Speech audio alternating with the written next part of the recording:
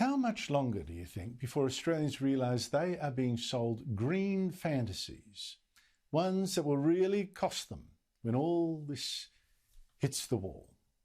I'll get into the announcement today of another huge electricity generator closing early. Green schemes. But first, do you remember how the Liberals used to say Whyalla, the steel-making town in South Australia? Whyalla is finished if we go green and get rid of cheap coal-fired power station. How Labor laughed, how it mocked. Look, they said, Whyalla's now saved because here comes a green billionaire all the way from Britain, Sanjeev Gupta. Thank you, Sanjeev, saving Whyalla, snapping up the smelter, promising to turn it green, make green steel, use green power. He'd build even a huge solar plant near Whyalla. Oh, a pumped hydro project too. Going green, he said, was the key. Climate change is the key accelerator for our sector, forcing us to reinvent. Ultimately, responding to climate change is what will save us. And of course, the politicians, particularly from the left, said, yes, this is exactly what we want to hear, that our green policies won't kill jobs, you know. Oh, the promo videos were wonderful.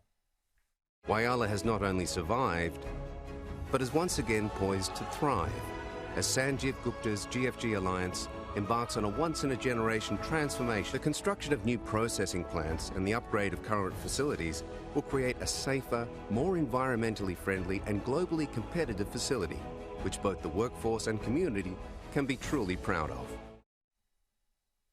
It was a tiny catch, of course. Gupta would do all this wonderful stuff if the grateful politicians just helped him with some handouts of your money. And no worries, then Labor state government said, oh, they were good for 50 mil, and the Morrison government was considering more cash of its own. But last year there was a little warning. Hey, Gupta's business isn't paying bills on time. And now comes the deluge. The Australian finance company Greensill, which was lending Gupta so much money to pay suppliers on time, found it's lent it too much. Its insurers have pulled the rug, and Greensill was this afternoon placed in administration. Gupta is busy trying to find out someone else who will lend him billions. Joining me is Alan Moran, head of the Regulation Economics. Regulation Economics studies the economics of green energy. Alan Moran, thanks for joining me. What does this mean for Whyalla, do you think? Well, I think it's in a pretty tortuous position. Gupta parlayed, as you said before, a lot of political influence. He hired the right sort of people, and so did Greensill. Greensill even hired Julie Bishop and Mr Cameron, the former UK Prime Minister. So they basically worked their way through political realms and borrowing money and getting favours, etc. Essentially, though, Gupta was floated or bankrolled by the now bankrupt Greensill, and he seems to own Greensill about $6.5 billion. Greensill himself was said to be worth $2 billion only a few months ago. But Greensill was lending at a rapid rate, and he was sort of had behind him a bank that he owned, a German bank that he owned. The bank got investigated by the German authorities and therefore stopped lending. At the same time, partly as a result, various reinsurers stopped supporting Greensill, and the whole thing collapsed like a pack of cards. In the case of Gupta, he was essentially, he seems to have been selling product for less than it was costing him to buy. And he went on for several years doing this in various of his businesses. Some of his businesses may be okay, but the key ones are clearly falling apart, are clearly are unable to operate in a competitive market and will go under. And it's a great shame, I guess, for some people, and if Whyalla is one of those, and it probably is, both the contractors to him there and to the workers. Essentially, his pattern was to sell product he hadn't got, and to sell it years ahead in some cases, and also to crimp to crimp in terms of the payment of his own suppliers, and it's all come unravelled. It's such a shame. I feel so sorry for the workers of Whyalla. I mean, people have got to know that the basic laws of economics applies even when you're talking green dreams. And speaking of which, Alan, more green dreams, Victoria has already lost this massive Hazelwood power generator. That was a quarter of the state's supplies at the time, caused major power shortages when that went offline, huge price hikes that affected other states as well.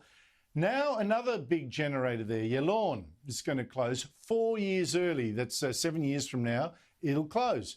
Now, that is now 22% of the state's electricity as of now, 22%, and 500 workers. The federal and New South Wales energy ministers aren't impressed. Here they are.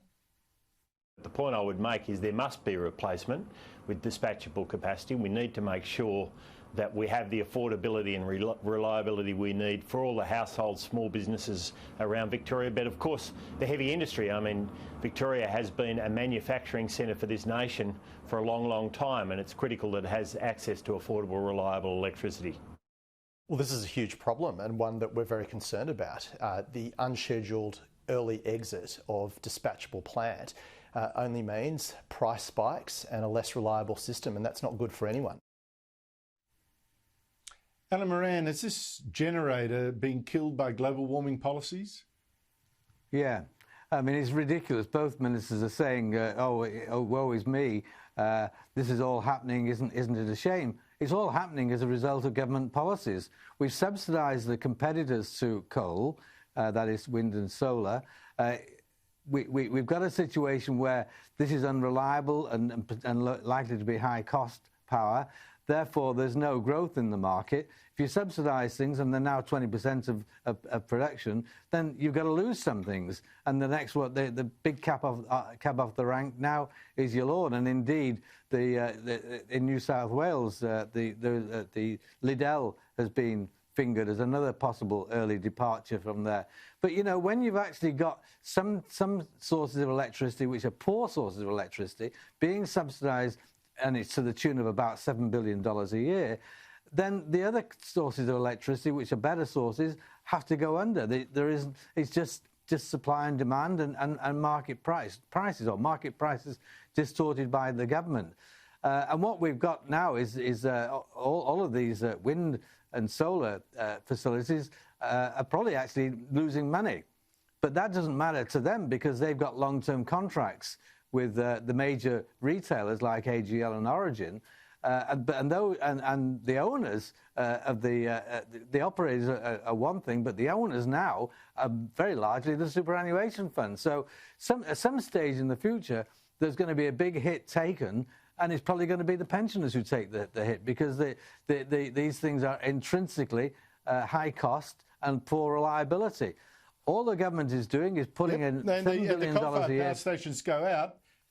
Yeah, the coal-fired power stations leave, and they're the ones that actually run at night and when the wind doesn't blow. So this is just such a joke. And I noticed the announcement, oh, but we'll build a big, giant battery. Well, that's all very well, but something's got to charge that battery. I mean, it's just such a joke. Alan Moran, I'm afraid that I'm going to have to talk to you more down the future as some of the consequences come home to roost. Thank you so much indeed for your time. You're welcome.